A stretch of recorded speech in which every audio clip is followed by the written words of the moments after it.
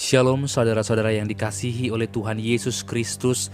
Kita sekali lagi bersyukur untuk kasih-Nya yang tidak pernah berkesudahan sampai saat ini. Saat kita diberikan kesempatan untuk merenungkan kebenaran firman-Nya, marilah meminta pertolongan-Nya di dalam doa. Bapa di dalam surga, berikanlah kami hati yang sungguh-sungguh ingin mengerjakan yang terbaik bagimu, dan pikiran yang mau tunduk kepadamu, sehingga kami sungguh-sungguh mengerjakan yang terbaik bagi kemuliaan-Mu, sehingga kami juga dikuduskan lewat firman-Mu ini. Berilah kami Roh-Mu yang kudus, dan tuntunlah kami. Dalam nama Yesus, amin. Saudara yang terkasih, firman Tuhan hari ini diambil dari Efesus pasal yang ketiga, ayat yang ke-18 sampai yang ke-19. Aku berdoa supaya kamu bersama-sama dengan segala orang kudus dapat memahami betapa lebarnya dan panjangnya dan tingginya dan dalamnya kasih Kristus, dan dapat mengenal kasih itu sekalipun ia melampaui segala pengetahuan. Aku berdoa supaya kamu dipenuhi di dalam seluruh kepenuhan Allah. Saudara yang terkasih, ketika kita membaca kitab Efesus, pasti dalam pemikiran kita, kitab ini adalah kitab yang cukup sulit untuk dipahami karena dipenuhi dengan doktrin yang begitu ketat, ajaran yang sulit atau susah sekali untuk diterima.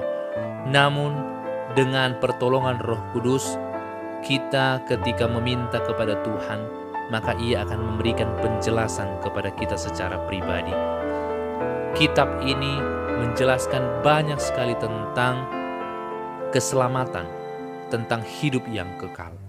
Tetapi bagian secara khusus yang kita baca barusan akan menjelaskan kepada kita apa sebenarnya pesan Paulus lewat doa yang telah ia sampaikan untuk jemaat di sana.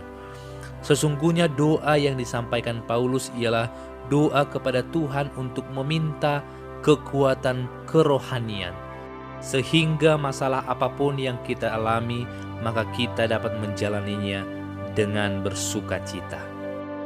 Yesus adalah Tuhan dan Juru Selamat bagi setiap orang yang percaya kepadanya. Dan inilah sebuah fakta yang harus kita mengerti dengan benar. Ketika murid-muridnya bertanya kepada Yesus, apakah makna hidup yang kekal itu? Maka Yesus menjawab bahwa hidup yang kekal itu ialah mengenal dirinya dengan utuh. Oleh karena itu, ketika Paulus berdoa, ia memberikan pesan supaya kita semua orang percaya dapat memahami betapa lebarnya dan panjangnya dan tingginya dan dalamnya kasih Kristus. Sungguh ketika kita terus berjuang menghitung betapa besarnya kasih Allah, kita tidak akan pernah sanggup menghitungnya. Bahkan ketika langit menjadi kertas dan air laut menjadi tinta, itu pun tidak akan cukup melukiskan betapa besarnya kasih Allah. Inilah hidup yang kekal itu ketika kita mengenal pribadi Yesus, ketika kita mengenal kasih-Nya, ketika kita mengenal perbuatannya yang besar. Ketika kita mengenal semua ini, maka sesungguhnya kita sudah berjuang untuk sampai kepada Allah. Tetapi pengenalan ini tentu tidak akan pernah dapat kita kerjakan hanya karena kekuatan kita. Kita butuh pertolongan Roh Kudus. Oleh karena itu doa Paulus terus berkata, sehingga Roh Kudus menguatkan kita, sehingga kita bisa memuliakan Allah. Kita terlanjur mencintai apa yang terlihat. Kita terlanjur mencintai apa yang mudah dimengerti. Kita terlanjur untuk mengerti kebutuhan diri sendiri. Tetapi firman ini menolong kita dan mengingatkan kita untuk kita kembali kepada tujuan kita dicipta, bahwa kita harus mencintai pengenalan akan Tuhan. Kita sering mencintai hal-hal yang tidak bermakna karena kita sudah terlanjur jatuh ke sana. Oleh karena itu Paulus hendak berkata, cintailah pengenalan akan Allah sehingga pengenalan itu akan membuat kita penuh dengan sukacita, sehingga kita mampu memahami betapa besarnya, lebarnya, tingginya, dan dalamnya kasih Allah itu. Saudara yang terkasih, sejauh ini apa yang paling engkau cintai? Apakah kita telah mencintai dunia ini dan segala isinya? Apakah kita terlanjur mencintai setiap kebutuhan kita?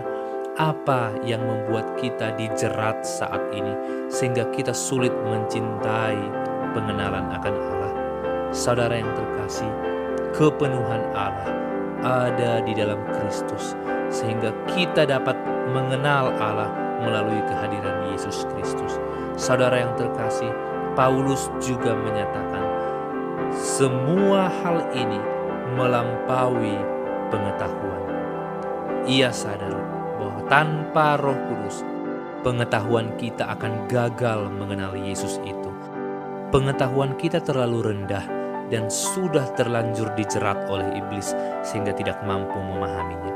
Maka teruslah berdoa dan mintalah Roh Kudus menolong kita untuk mengenal betapa besarnya, lebarnya, tingginya, dan dalamnya kasih Allah itu. Terpujilah Allah yang sumber dari segala pengetahuan, yang melampaui pengetahuan. Amin. Bapa di dalam surga, tuntunlah kami untuk mengenal Engkau lebih dalam lagi. Dalam nama Yesus,